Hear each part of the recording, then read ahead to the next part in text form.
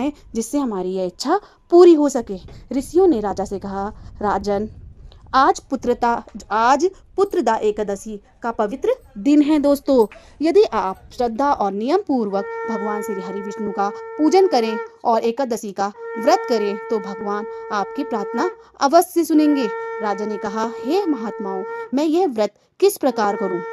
ऋषियों ने कहा, आप भगवान श्री हरि विष्णु जी का स्मरण करें, मन को पवित्र रखें, भगवान का नाम का जप करें और पूरी श्रद्धा से व्रत करें। उन्होंने उसी दिन पुत्रदा एकादशी का व्रत रखा और भगवान श्री हरि विष्णु की भक्ति की रात में उन्होंने भक्ति की। उन्होंने भगवान का स्मरण करते हुए प्रार्थना की, हे प्रभु श्री हरि, यदि मेरी कोई भक्ति आपको स्वीकार हो तो कृपा करके मेरे घर का यह दुख दूर कीजिए, मुझे संतान का सुख प्रदान कीजिए। राजा ने पूरी श्रद्धा से भगवान की आराधना की। भगवान विष्णु भक्तों के सच्चे मन की पुकार अवश्य सुनते हैं। राजा ने विधि पूर्वक व्रत किया और भगवान से आशीर्वाद प्राप्त किया दोस्तों। समय बीतने पर भगवान श्री हरि की कृपा से रानी सैवैया गर्भवती हुई। जब ये बात राजा जी को पता चली तो वो बहुत प्रसन्न हुए। कुछ समय के बाद रानी ने एक सुंदर पुत्र को जन्म दिया और राजा और रानी की वर्षों की पुरानी इच्छा पूरी हो गई।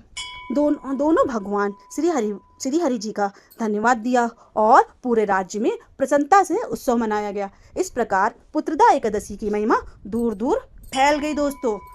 जो भक्त सच्चे मन से है कृपा और ये कथा सुन रहे हैं, भगवान श्री हरि विष्णु की कृपा सदैव हम पर और आप सभी पर बनी रहे। बोलिए भगवान श्री हरि विष्णु महाराज जी की जय हो।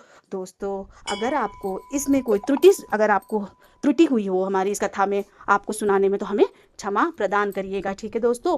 और एकादशी का व्रत आप ज़रूर करिएगा, ठीक है। जो निसंतान दंपति हैं वो भी अब श्रद्धा से ये व्रत कर सकती हैं। और दोस्तों, एक बात और बताऊं, आप किसी की निंदा मत करिएगा, ब्रह्मचर्य का पालन करिएगा। हो सके तो रात दिन जप करिएगा, भगवान श्री हरि का जप करिएगा और माला जपिएगा, ठीक है दोस्तों। इस तरीके से आप अपना व्रत पूर्ण कीजिएगा।